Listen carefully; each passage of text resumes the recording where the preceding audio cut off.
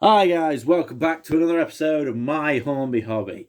So what you're seeing now is a new locomotive and set of wagons that I bought from Hina Antiques for 30 quid. So here we have a 3F Jinty. It's a triangle locomotive, R52. Then we've got a GW Hornby wagon. Let me just check the thing for you. The number is R239. So it's a classic kind of Hornby truck. And then this shell tanker is R239. Oh, that must relate to the chassis then. Because the chassis must be identical. Well, they've both got the same number, I'm telling you. Yeah. Now, when I got this, I tried to give it a run, but it did exactly the same thing that the Princess Elizabeth did, which was constantly short circuit. The motor would twitch, but it wouldn't run perfectly. So I opened it up, and you should have seen the motor. It was gunked up to high hell. So I cleaned the commutator. I cleaned the wheels to increase conductivity. I've given everything a clean inside there, and it's better, but the motor is on its last legs. I mean, there's severe burn marks all over the place. Now, the interesting thing about this locomotive is that it's actually a smoking one, because when I opened it up, there's a chamber in there, and when I opened it up, this I would say pile of fluff came out. It was this. This is what came out, like wool or something. Um,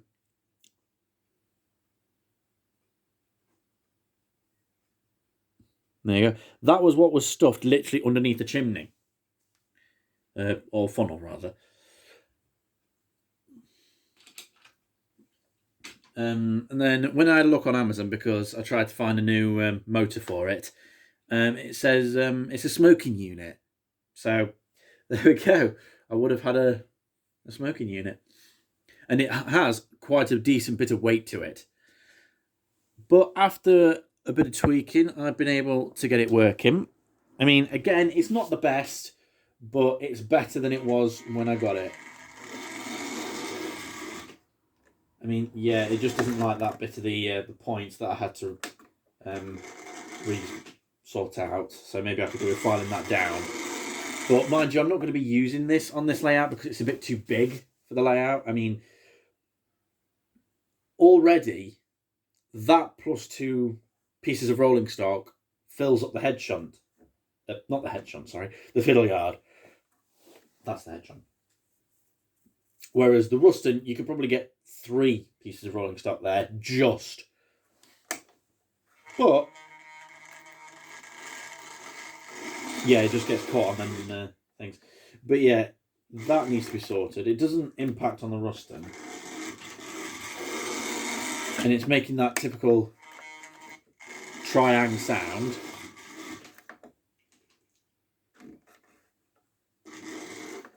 But yeah, I am pretty pleased with it. The loco itself cost 20 quid.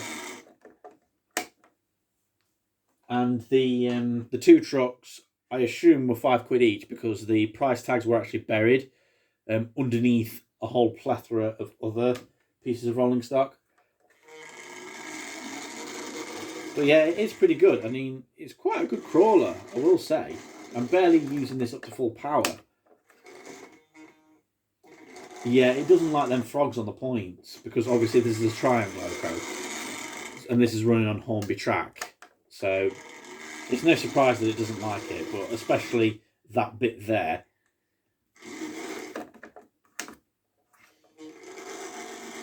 It does look like a nice little runner.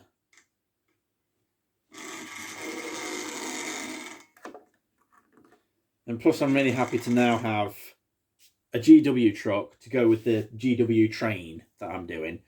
I mean, I've already got a vent wagon and an open wagon, a plank wagon. So add that to it, it'll look great. And then maybe add that to something else. You know, just create different trains. You know, I need to have several bits of rolling stock. So yeah, it's better than what it was when it first came here.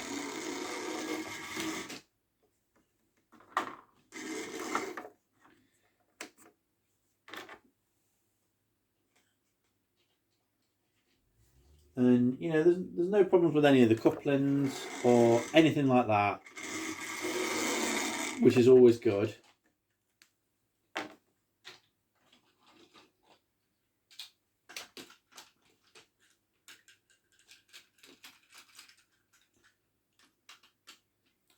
Right, just let me try to arrange this in such a way.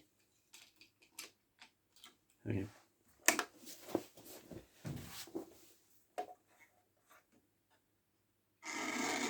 It does need a bit of coaxing, but the Princess Elizabeth did. I mean, that practically blocks the points. Not completely, but, well, if you... that can't get off. So I'd need to move it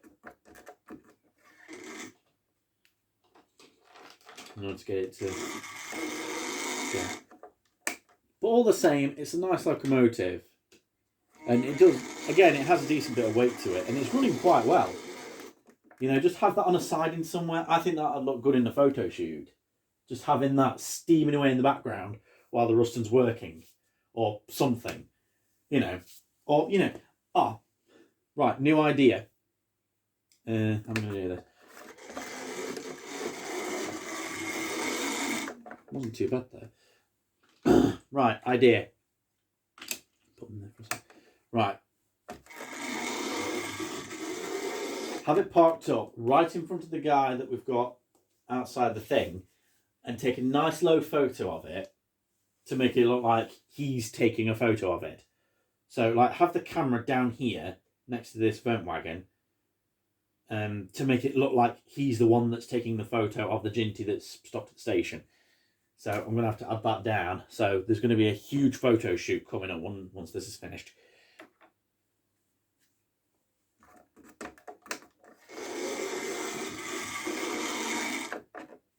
It is a pretty good runner, I will admit.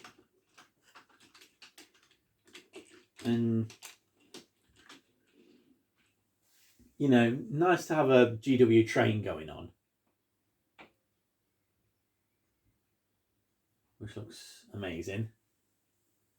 So, you know, I can't really fault it. I mean, I'll get a new motor for it, try and, you know, give it a bit more life, because that motor is clearly on its last legs. But other than that, you know, it's looking pretty good. And obviously, it'll make that sound, all triangle locomotives make that nasally, almost diesel-like sound. But I'm happy with that. You know, I can live with it. So yeah, it does look good. It really does. If anyone could tell me what GN and SR stand for, obviously the R stands for railway. Is it Great Northern and Southern Railway or something? That's just off the top of my head. I'm going to be definitely wrong there. I know I am. So if you know what that means, let me know in the comments below. But that's it for this video, guys. I hope you've enjoyed it. If you have, like, comment, subscribe. Always much appreciated. And until next time, stay safe and thanks for watching.